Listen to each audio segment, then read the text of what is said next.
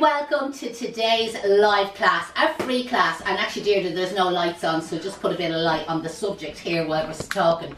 So we're going to keep today's very short and sweet, and again it's going to be a very simple arrangement, a little basket arrangement using a selection of spring flowers. So again, anybody that's watching there, let us know where you're watching in from, what part of the world you are, what's the weather like, is it sunny, is it raining, have you got snow, or who's lying on the beach.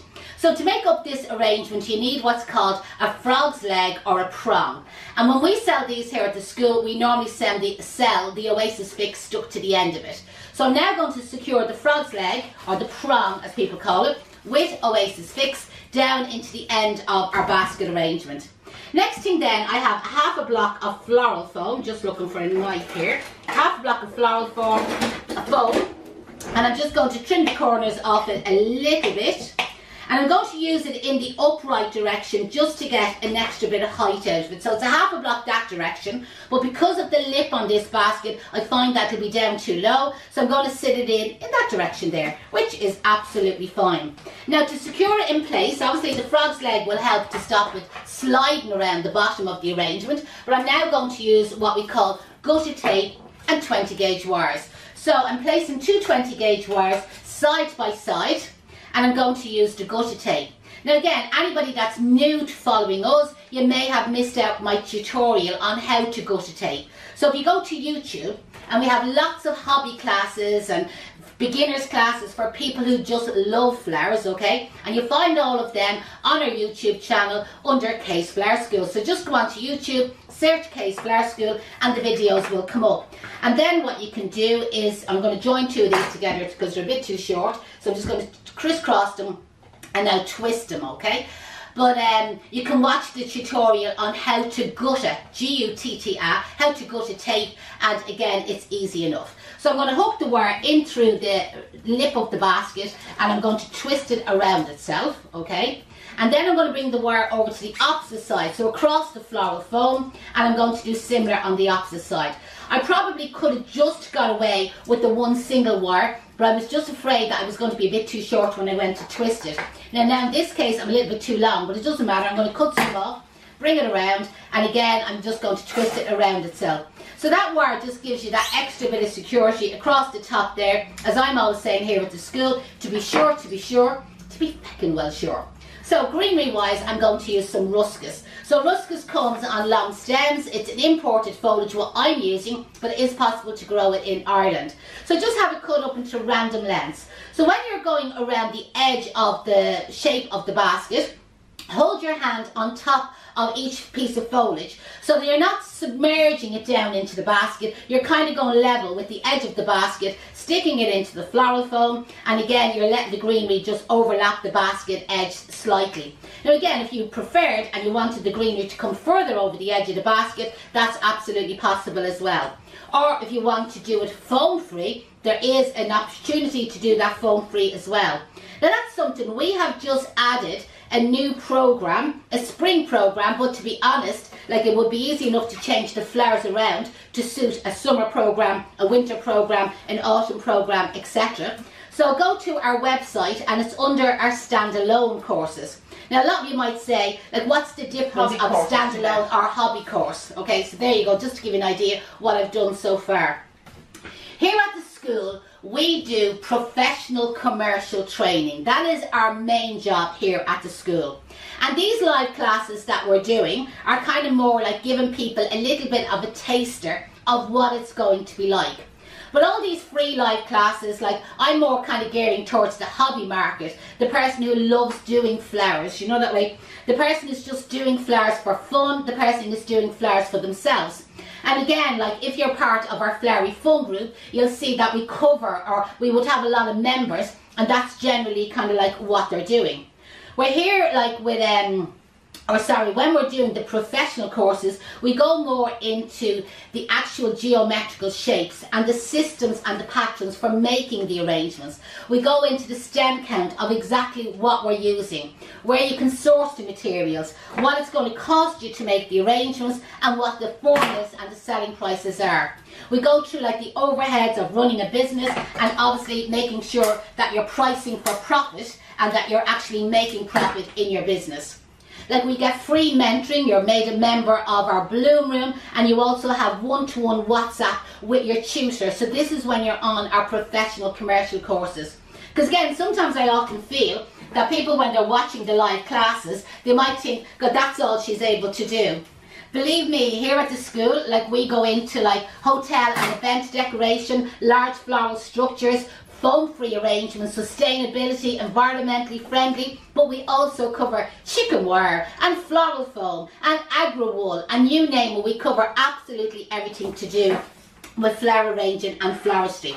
There's 4 modules in total covered here at the school. Now again, if anybody has any questions on training to be a florist, remember you can drop me an email, info@caseflowerschool.com. Or again, if you have any questions, put it in the comments below. I normally try in the evening time to go through all the comments, even if it's just to say hello and thank you to you, and respond to everybody. Now today, what am I going to use flower wise? Because it's kind of coming into spring, it's not necessarily spring at the moment, I'm going to use a couple of tulips. But remember, tulips are nearly available most of the year round. I'm also going to use a couple of the anemones. I'm going to use a couple of short stem roses. So these would be the cheaper roses that you could pick up in your local supermarket. And I'm also going to use a couple of stems of ranunculus. So I probably have a fairly good selection of spring flowers here today, but again, you could substitute it. And that would also be part of our training here at the school. It's teaching our students on different types of flowers that they could use, you know, that way. Again, working out what they could substitute the flowers for. Again, varieties of flowers that's available at certain times of the year. And again, working out our stem count. Now, because I want to mix flowers, I'm randomly inserting a couple of the ranunculus just kind of around the outside of the basket, using the same technique of the hand on top, but again, I'm leaving lots of big spaces in between the flowers. And the reason is I want to try and mix the flowers, you know, the way, and that's also something when you're training to be a florist, is learning how to divide up your flowers in your arrangement, you know what I mean, that you don't have like all your one type. Now, in saying that, we teach both traditional style and contemporary style flower arranging as part of the training here at the school. And with contemporary style flower arranging, we obviously teach you about grouping your flowers. But again, part of your training is learning all about the principles of flower arranging, the rules of flower arranging, about getting your proportions, about getting your balance, about the structure of the arrangements and the mechanics, about little tips and techniques, you know what I mean, that you need to be kind of like aware of. Again, like textures and shapes in flower arranging, just to make them that little bit more interesting. Now, because I'm cutting the tulips quite short, you know that way, a lot of the foliage is actually coming off the tulips, okay? But I would definitely remove any of the bigger leaf foliage, you know that way, on my tulips. But again, any smaller leaf that's inclined to stay on it, I leave that on if it's possible to do that. So again, as you can see, I'm mixing the flowers around, where I have the roses and the ranunculus around the outside. I have a ranuncula in the centre of the arrangement, and I'm now adding in kind of a couple of tulips around the centre part.